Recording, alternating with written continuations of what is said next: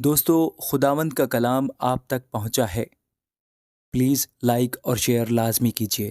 God bless you. مرکز 9واں باب۔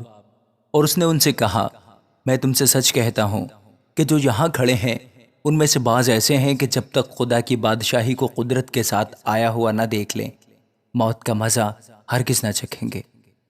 6 دن کے بعد یسوع نے پترس اور یعقوب اور یوحنا کو ہمراہ لیا اور ان کو الگ ایک اونچے پہاڑ پر تنہائی میں لے گیا، اور ان کے سامنے اس کی صورت بدل گئی، اور اس کی پوشاک ایسی نورانی اور نہایت سفید ہو گئی کہ دنیا میں کوئی دھوبی ویسی سفید نہیں کر سکتا۔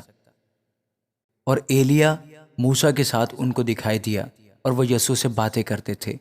پترس نے یسوع سے کہا، ربی، ہمارا یہاں رہنا اچھا ہے، بس ہم 3 ڈیرے بنائیں، ایک تیرے لیے، ایک موسیٰ کے لیے، ایک ایلیا کے لیے۔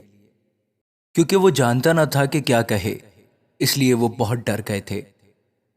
پھر ایک بادل نے ان پر سایہ کر لیا، اور اس بادل میں سے آواز آئی کہ یہ میرا پیارا بیٹا ہے، اس کی سنو۔ اور انہوں نے یکایک جو چاروں طرف نظر کی تو یسوع کے سوا اور کسی کو اپنے ساتھ نہ دیکھا۔ جب وہ پہاڑ سے اترتے تھے تو اس نے ان کو حکم دیا کہ جب تک ابن آدم مردوں میں سے جی نہ اٹھے، جو کچھ تم نے دیکھا ہے کسی سے نہ کہنا۔ انہوں نے اس کلام کو یاد رکھا، اور وہ آپس میں بحث کرتے تھے کہ مردوں میں سے جی اٹھنے کے کیا معنی ہیں۔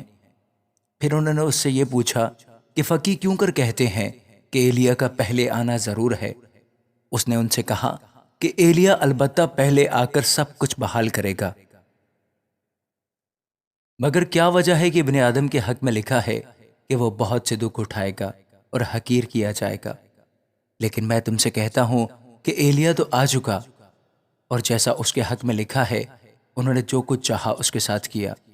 اور جب وہ شاگردوں کے پاس آئے تو دیکھا کہ ان کی چاروں طرف بڑی بھیڑ ہے، اور فقیہ ان سے بحث کر رہے ہیں۔ اور فی الفور ساری بھیڑ اسے دیکھ کر نہایت حیران ہوئی، اور اس کی طرف دوڑ کر اسے سلام کرنے لگی۔ اس نے ان سے پوچھا، تم ان سے کیا بحث کرتے ہو؟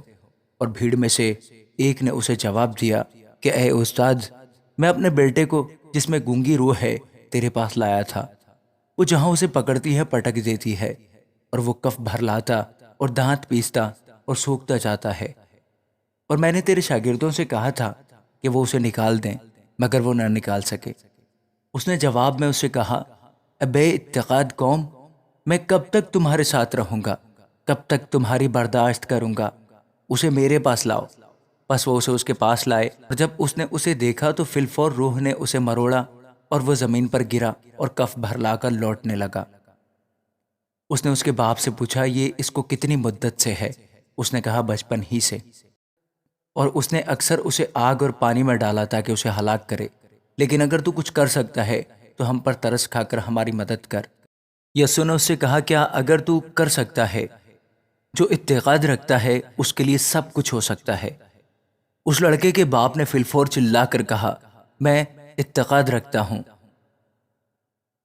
تو میری بے اعتقادی کا علاج کر۔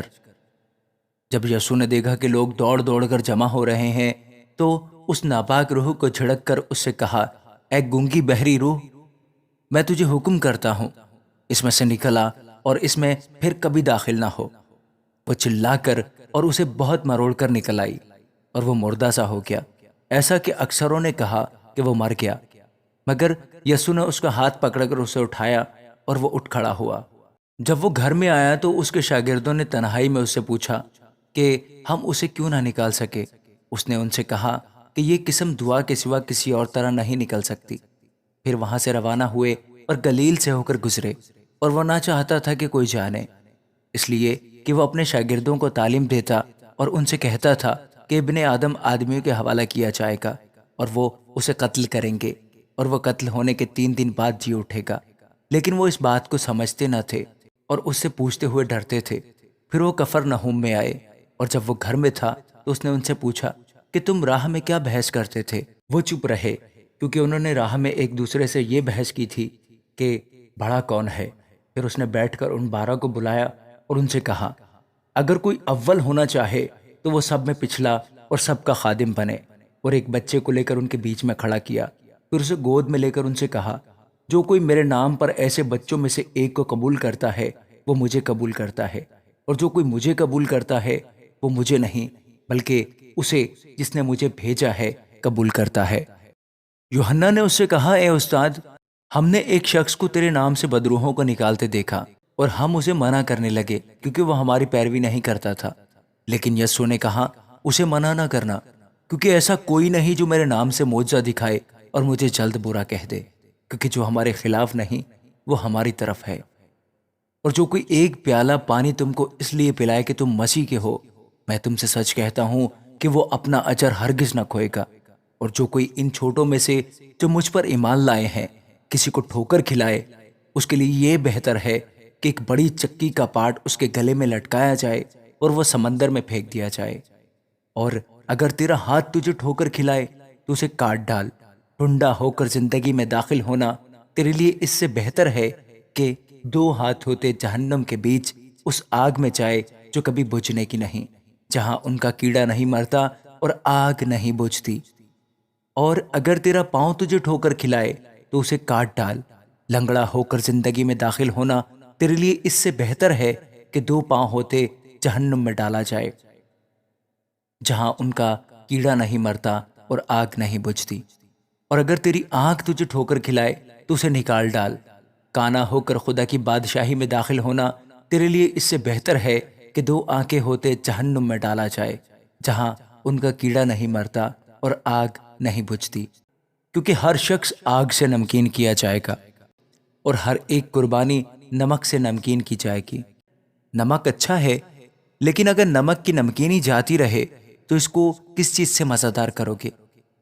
اپنے میں نمک رکھو اور ایک دوسرے کے ساتھ میل ملاپ سے رہو۔ آمین۔